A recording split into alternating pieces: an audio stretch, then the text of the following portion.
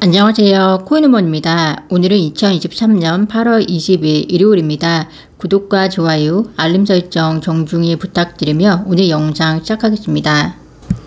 8월 20일 오전 12시 시점으로 해서 690원대 후반에 머물던 XRP가 약 715원 정도까지 올라온 상황입니다.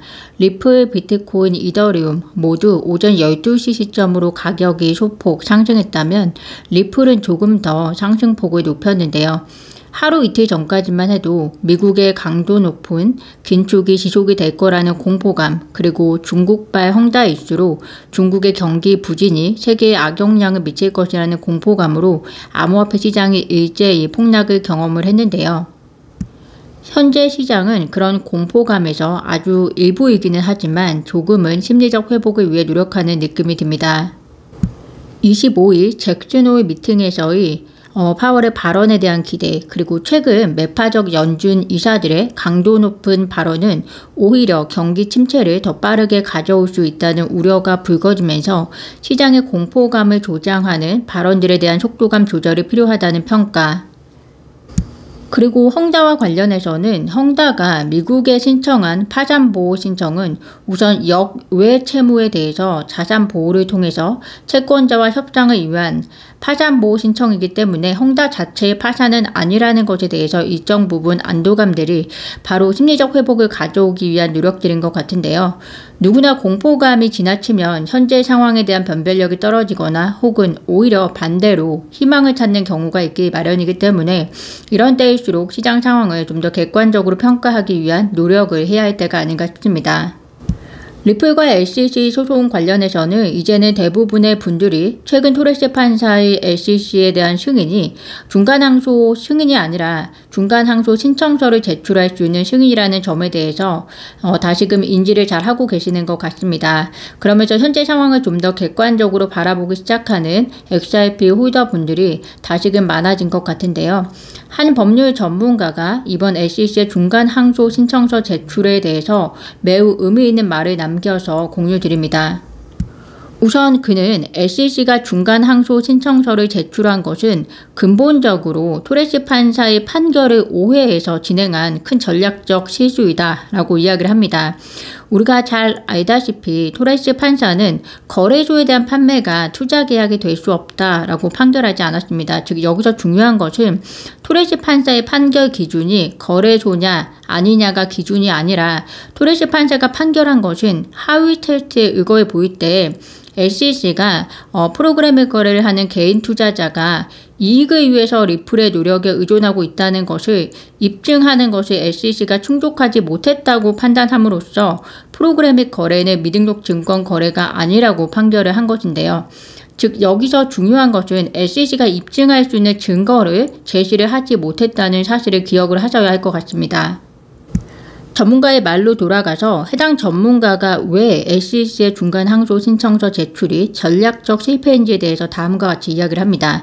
만약에 SEC가 최종 판결이 모두 이루어진 이후에 항소를 한다면, 즉 내년에 있을 브래드 갈링하우스와 그리고 크리스 라슨에 대한 재판까지 모두 마무리가 된 이후 최종 판결을 가지고 항소를 한다면 SEC는 판결을 자신에게 도움이 되는 방향으로 해석할 기회를 갖게 되고 오히려 판결을 내린 해당 법원은 그 해명의 기회를 얻지 못할 것이라고 합니다. 하지만 중요한 것은 중간 항소 여부 결정은 토레스 판사와 항소법원이 내리는 만큼 토레스 판사로 하여금 자신의 판결을 명확히 할 기회를 갖게 한다는 것인데요. 어떤 것이 분명히 하느냐 궁금하실 텐데요. 항소라는 것은 새로운 증거가 제시될 수 없고 또 항소에 대해서는 새로운 법적 논증이 이루어질 수 없다고 합니다. 따라서 SEC가 애초에 어떤 증거도 제시하지 못했고 이런 사실 기록에 의해서 토레스 판사는 판결을 내렸다는 것을 분명히 할 것이라는 이야기입니다. 그래서 많은 전문가들이 중간 항소 신청이 받아들여질 가능성이 낮다라고 이야기를 한다고 생각을 하는데요.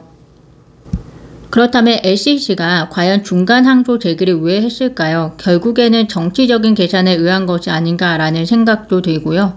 정치적인 목적이 무엇이었든 간에 본인들의 스탠스를 바꾸지 않고 강경 기조를 보여주는 것이 현재 기소한 사건들에 대한 합리성, 그리고 현재 아슬아슬한 정치적 위치에서의 재포지셔닝, 혹은 그동안 리플 소송에 쏟아부은 천문학적 미국 시민들의 돈에 대한 합리성 추구 등에 뭔가 다른 이유가 있을 수 있다 라는 생각도 해봅니다. 어제도 잠깐 보여드렸듯이 SEC가 제출한 이번 중간 항소 신청서를 보면 XRP가 증권이 아니라는 것에 대해서는 이의를 제기하지 않을 것이라고 스스로 인정을 했습니다. 많은 미디어에서는 그 전에 SEC가 XRP가 증권으로 분류되지 않았다는 법원의 판결에 이의를 제기할 계획이라고 공포감을 조장을 했었는데요. 이와는 반대의 상황이 펼쳐졌습니다.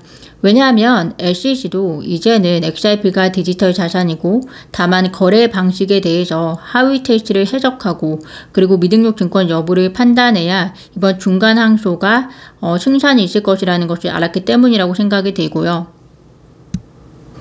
이에 대해서 빌 모건 변호사는 다음과 같이 이야기를 합니다. XRP는 디지털 자산이라는 것을 트레시 판사가 어떤 사실적 기록이나 증거를 통해서 명시한 것이 아니라 애초에 그것은 어떤 증거가 필요하지 않는 사실 그대로의 디지털 자산일 뿐이다 라고 이야기를 합니다. 따라서 토레시 판사가 프로그래믹 거래가 미등록 증권이 아니라고 이야기한 것도 사실 XRP가 디지털 자산이라는 증거가 있어서가 아니라 XRP는 원래 디지털 자산이었고 다만 그 자산이 거래되는 데 있어서 하위 테스트에 근거한 기준에 충족하지 않았기 때문이라고 하는데요. 이제 SEC도 XRP가 디지털 자산이라고 인정한 것은 그것이 항소 여부에 큰 영향을 미칠 것으로 보지 않는다는 것이고요. 대신에 하위 테스트의 요건 세 번째인 어떻게든 XRP를 보유하는 개인 투자자들이 리플이라는 회사로부터 어떤 이익을 기대하고 보유하고 있다는 것을 강력하게 주장해서 미등록 증권이라고 주장하고 싶어하는 거라는 겁니다. 이를 위해서 SEC가 계속해서 암호화폐 토큰은 효용이 없고 내재적 가치가 없다라고 주장하면서 밑밥을 깔아놓는데 그래야지만 이 가치 없는 토큰의 시장 가격 상승이 어떤 기술이 아니라 투자자들이 발행자나 발기인에 대해서 기대로부터 나오는 것이고 그렇기 때문에 증권거래가 되기 위한 하위 테스트 세 번째 요건을 충족하고 있다라는 것이 판사에게 더 쉽게 설득하고 싶어하기 때문이다 라고 이야기를 하고 있습니다. 그렇지만 빌 모건 변호사는 다음과 같이 이야기를 합니다. XRP의 본질적 가치는 블록체인이 가지고 있는 가치, XRP로 따지면 XRP 레저의 기술적 능력에 의해서 결정이 되는 것이라 하고요. 따라서 XRP 레저의 기술이 증가하고 효용이 증가하면 그 고유 자산인 XRP의 고유 가치가 증가할 것이다 라고 이야기를 합니다. 즉 삼성TV를 삼성전자 기술이 개선되면 그 가치가 증가하는 것처럼 XRP도 삼성TV와 같은 개념이라고 생각하시면 될 것 같은데요. 그렇게 생각하시면 왜 XRP의 프로그래믹 거래가 미등록 증권 거래가 절대 될 수 없는지 더 이해가 되실 거라고 생각이 듭니다. 한 금융 전문가 린다 존스가 투자자들에게 가격보다는 XRP 가치를 고려할 것을 촉구하고 나섰다는 소식입니다. 그녀에 의하면 최근 XRP 가격 하락을 기회로 인식하는 것이 매우 중요하고 현재 XRP의 가격을 그 가치와 구별해서 판단하는 것이 중요하다고 설명을 합니다. 즉 가격은 단지 자산의 비용이지만 가치는 단순히 내가 지불할 수 있는 비용을 초과한다고 설명하면서 XRP의 진정한 가치를 인식하고 잠재적 기회를 발견하는 것이 중요하다는 조언을 했다는데요. 즉 이 말은 가격은 단순히 수요와 공급에 의해서 내가 지불할 수 있는 비용이지만 만약 잠재적 가치가 있다면 그 가치는 가격을 훨씬 초과할 것이라고 저는 해석이 되는데요. 구독자분들께서 생각하시는 XRP의 잠재적 가치는 무엇이고 또 그 가격은 얼마 정도가 될 것이라고 생각을 하시나요? 오늘 제가 준비한 소식은 여기까지입니다. 오늘도 영상 시청 진심으로 감사드리고요. 구독과 좋아요, 알림 설정은 코인우먼에게 큰 힘이 됩니다. 감사합니다.